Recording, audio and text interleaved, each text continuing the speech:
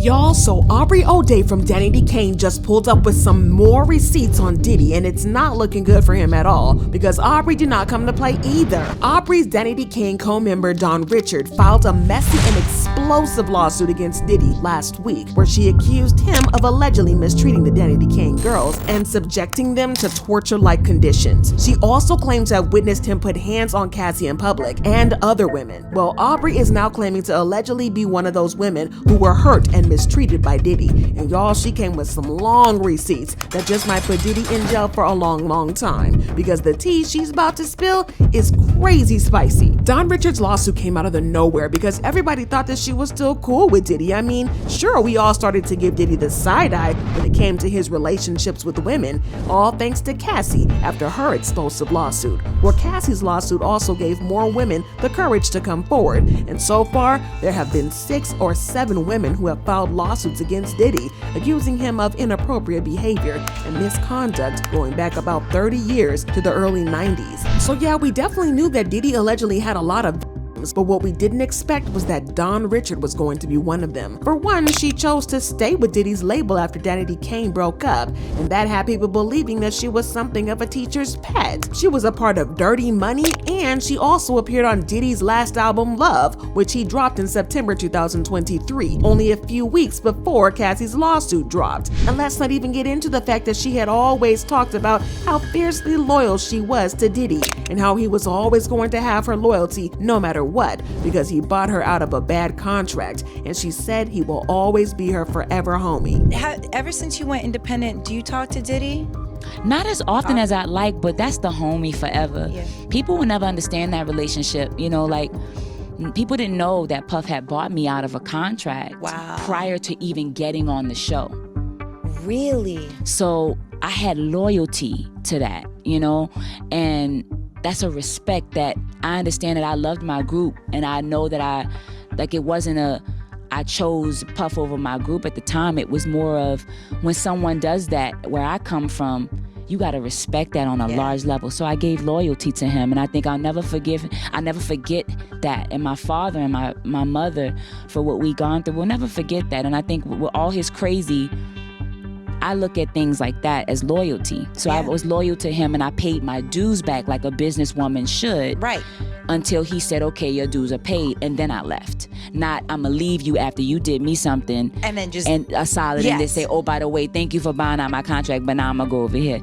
I just never said anything about that. I kept that contract and I never told anybody. I took all the hate that came with it, that people thought I had didn't choose my group. I just took it. Because it's a loyalty thing for me. It's a respect. Absolutely. And I didn't want to get shelved. I didn't want to get financially and business wise. It just wasn't smart. Yeah. So I wanted to pay my dues, so I did, and I always respect him for that. Yeah. She also claimed that she had no bad story about Diddy. That's it. It wasn't all perfect. It wasn't all great. Yeah. He's exactly what people say he is, but he's also, he gave me a shot. I don't have the story that you have. I got out alive. Yeah. And I got out with a business.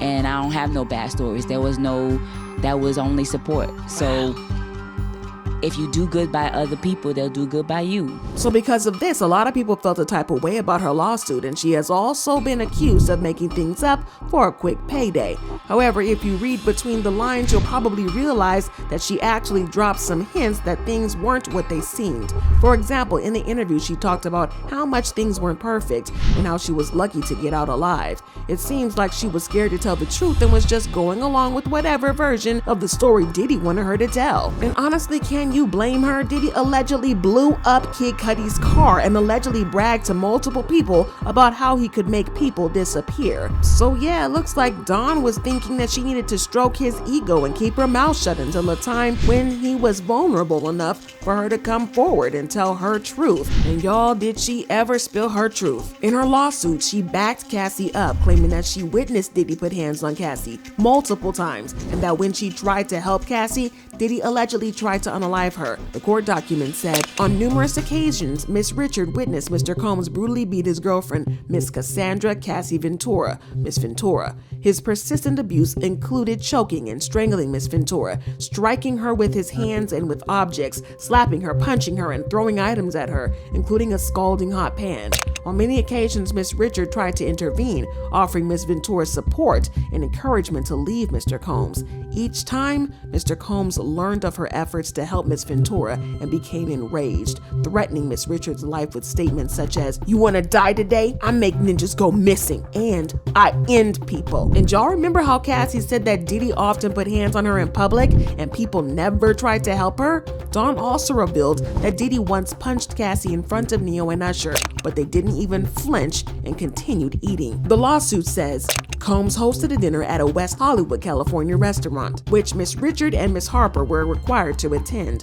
Among the guests at the dinner were celebrities like Neo and Usher, as well as Mr. Levine. At the dinner, Mr. Combs and Miss Ventura had an argument. In front of the dinner guests, Mr. Combs hissed at Miss Ventura in a screaming whisper and forcibly punched her in the stomach, causing her to double over in visible pain. Crying, Miss Clark escorted Miss Ventura out of the restaurant, and Mr. Combs remained and continued socializing with the dinner guests. Dawn also backed up Little Rod's claims about how Diddy had some young girls partying in the studio using some not legal substances. Often while they were recording in the studio, Mr. Combs would hold parties where he would invite young men and women who were often scantily dressed and appeared underage to use drugs and engage in sex acts. Miss Richard observed Mr. Combs and his colleagues kissing, groping, and inappropriately touching the young women. Upon information and belief, the participants often left the immediate area to have intercourse and returned shortly thereafter. The lawsuit also talked about how badly Diddy treated girls of Danity Kane while producing Making the Band 3 and 4.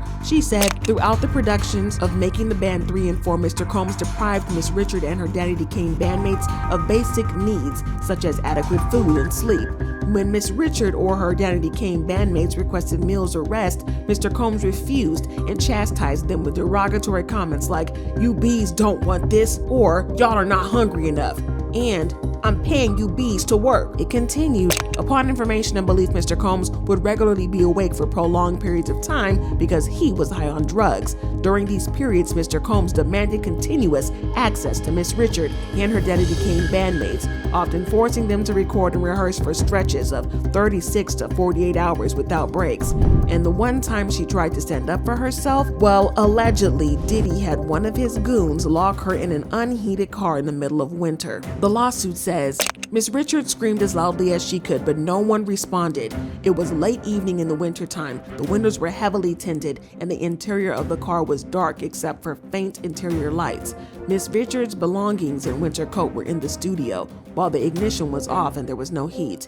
With Mr. Combs' prior threats and violence running through her mind, Miss Richard felt sheer panic, terror, and feelings of claustrophobia at being locked in a small, dark, enclosed space with no way to communicate or call for help.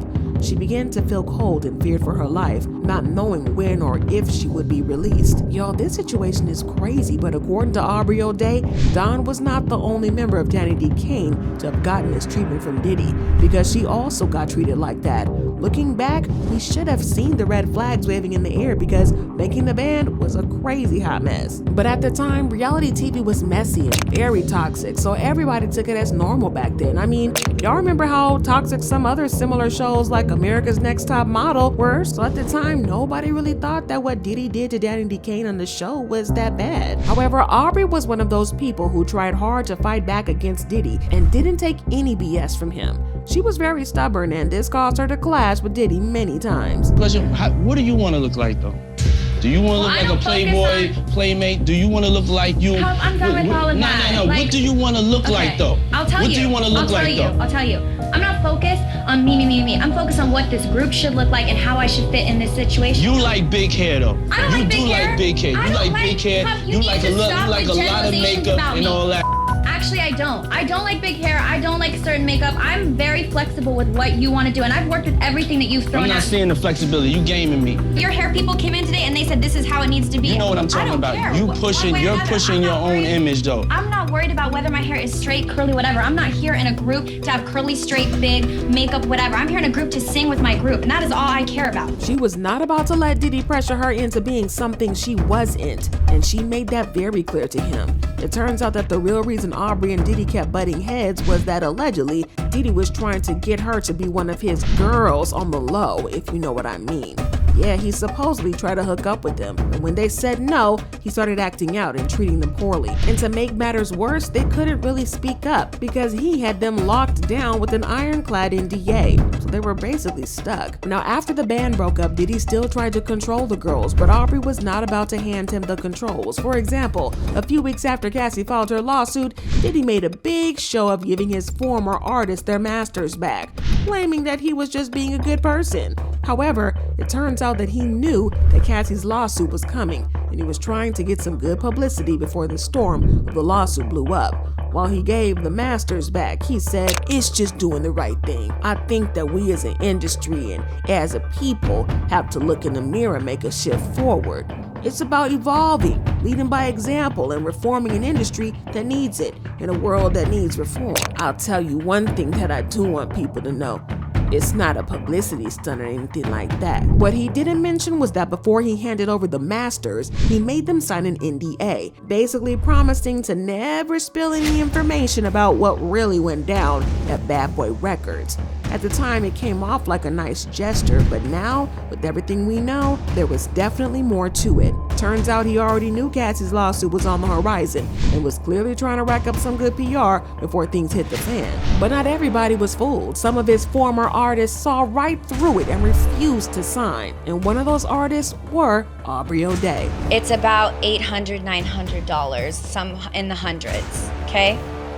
And in order to get that, I have to release him for any claims or wrongdoings or actions prior to the date of the release.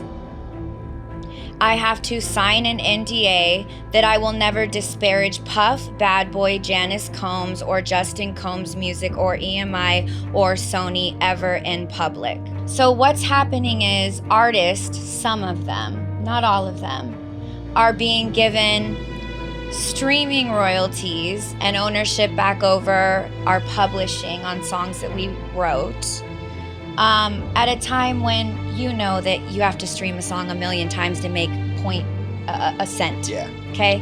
It's hundreds of dollars. And me as somebody that's a girl's girl, I hit everyone in my group and said, absolutely do not take this deal. I can get us a show on Hulu right now. She also claimed that those masters weren't even worth that much, only about $800 or $900, definitely less than $1,000. And Diddy was out here acting like he was offering some life-changing deal while trying to get them to sign their souls away. But Aubrey wasn't having it. She even convinced the other girls in her group not to sign the NDA either. Diddy's former bodyguard Gene Dill also confirmed the story. All his artists, when he gave them their publishing back. I'm gonna give y'all publishing, but y'all can't talk about Janice Combs, Justin Combs, Sony, Bad Boy, or anything that happened. Y'all can't talk about none of that. But there's some artists that didn't say anything, that didn't sign it, and they able to talk about anything they want to. And I think that's those girls that was, I think, Danity Kane. I think a couple of them didn't sign it. Because she didn't sign that NDA, Aubrey is free to talk about her time with Diddy, and y'all, she has been spilling.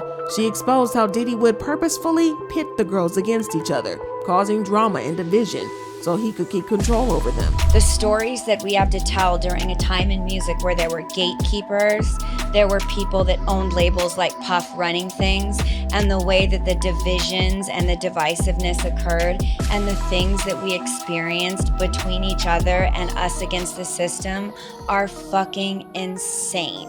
She then claimed that not only would Diddy body shame them, but he also tried to hook up with them and got mad when they turned him down. Thing you could imagine why somebody would want to fire somebody.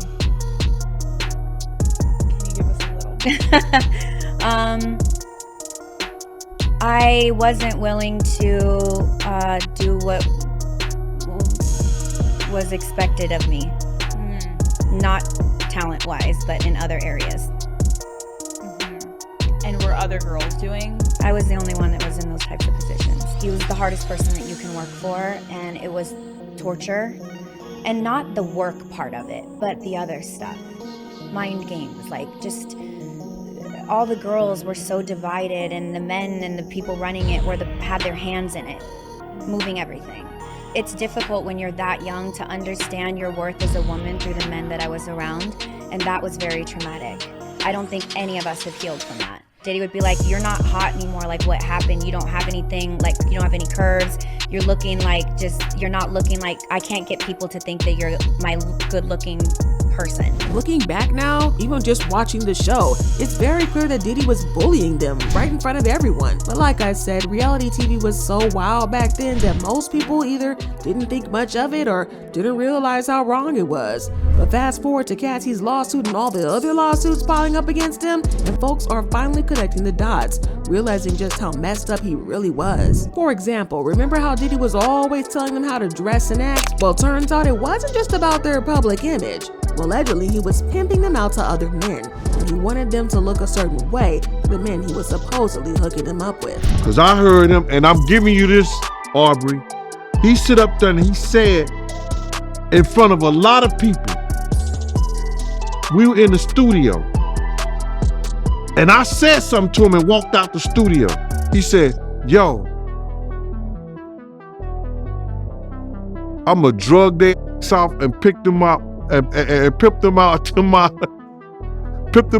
nigga. He said, I'ma drug them out.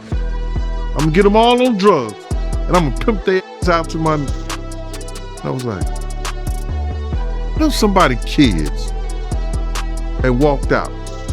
Well, Aubrey O'Day is also claiming that Diddy allegedly did some horrible things to her too, if you know what I mean. She claimed that Diddy allegedly touched her inappropriately and allegedly tried to SA her on multiple occasions. But not only that, treated her like a slave, and that she had it worse than other girls in the group because she was the only one with the guts to talk back to him and stand up for herself. She claimed that this made Diddy even more into her, and the more she tried to stand up for herself, the more he tried to break her down and get her to bend to his demands. She described it as a toxic situation and that she was lucky to get away when she did. And you know the fans have a whole lot of questions and a lot of things to say, and they've been tweeting stuff like, Aubrey O'Day been talking about Diddy for years and nobody been paying her any attention. Aubrey refused to sign an NDA. Diddy canceled her because she knows the truth. Too many roads lead to Diddy for me to think it's something else. The truth will come to light. Not discrediting Dawn. Diddy is disgusting and belongs in hell, but Aubrey O'Day has been speaking out, vocalizing facts for years, and was painted to look like a deranged, bitter woman